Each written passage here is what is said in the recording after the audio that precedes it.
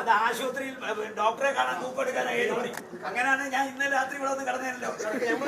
ഞാൻ കിടക്കത്തില്ലേ? ഇന്നലെ രാത്രി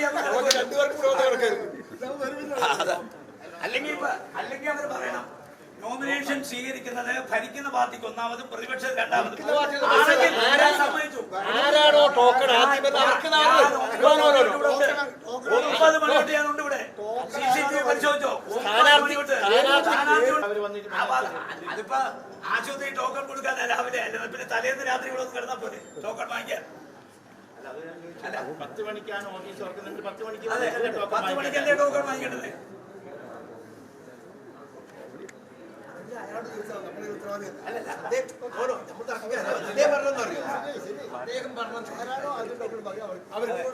അതെ, ഞങ്ങള് നോമിനേഷൻ കൊടുക്കുന്നില്ല.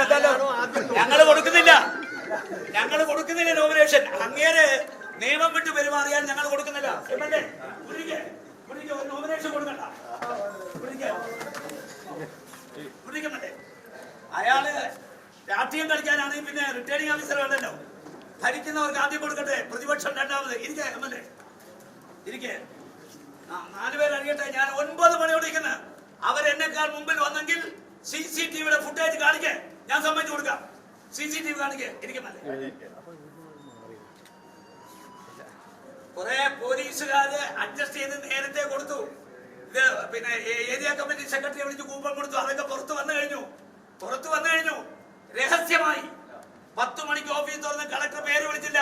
ഒന്നാമത്തെ ആള് രഹസ്യമായി പോലീസിനെ കൊണ്ട് കൂപ്പൺ കൊടുത്തു കഴിഞ്ഞു. മര്യാദകൾ കളിക്കുന്നു ഒരു തെരഞ്ഞെടുപ്പിൽ. റിട്ടേണിംഗ് ഓഫീസർ രാഷ്ട്രീയം കളിക്കുക, പോലീസ് രാഷ്ട്രീയം കളിക്കുക. പറഞ്ഞാൽ മതി, ഭരിക്കുന്നവരെ കൊണ്ട് ഞങ്ങൾ ആദ്യം കൊടുപ്പിക്കൂ. റൈറ്റ്, ഞാൻ സമ്മതിച്ചു. 10 മണിക്ക് കളക്ടർ ഓഫീസ് തുറക്കും. ആരാണോ ക്യൂവിൽ നിൽക്കുന്നത് അവർക്ക് ഒന്നാമത്തെ കൂപ്പൺ. 9 മണിയോട്ട് ഞാൻ ഇവിടെ ഉണ്ട്. 9 മണി നോമിനേഷൻ കൊണ്ട് ഞാൻ 9 മണിക്ക്. ഞാൻ 2 ദിവസം മുമ്പേ ഇതുമായി ബന്ധപ്പെട്ടിട്ട് അന്വേഷിച്ചപ്പോൾ കളക്ടർ എന്നോട് സംസാരിച്ചത് 10 മണിക്ക് മുമ്പായി ടോക്കൺ വാങ്ങിക്കണം. 11 മണി മുതൽ നോമിനേഷൻ കൊടുക്കേണ്ടവർ ആദ്യം ആര് എന്നുള്ളതിൻ്റെ ടോക്കൺ വാങ്ങിക്കണം. അപ്പോൾ അത് ഞാൻ ചോദിച്ചു, സ്ഥാനാർത്ഥി എന്നെ വേണം. അത് കളക്ടർ പറഞ്ഞു, സ്ഥാനാർത്ഥിയോ പ്രപ്പോസറോ. അതിലങ്ങനെ തന്നെ പറയുന്നുണ്ട്. എന്നെ വായിച്ച് കേൾപ്പിച്ചു. സ്ഥാനാർത്ഥിയോ പ്രപ്പോസ് ചെയ്യുന്ന ആളോ രാവിലെ 10 മണിക്ക് മുമ്പായി വന്ന് ടോക്കൺ വാങ്ങിച്ചാൽ ആ ടോക്കൺ അനുസരിച്ചാണ് ആളുകൾ നോമിനേഷൻ കൊടുക്കാൻ വേണ്ടി വിളിക്കുക എന്നാണ് എന്നോട് പറഞ്ഞത്.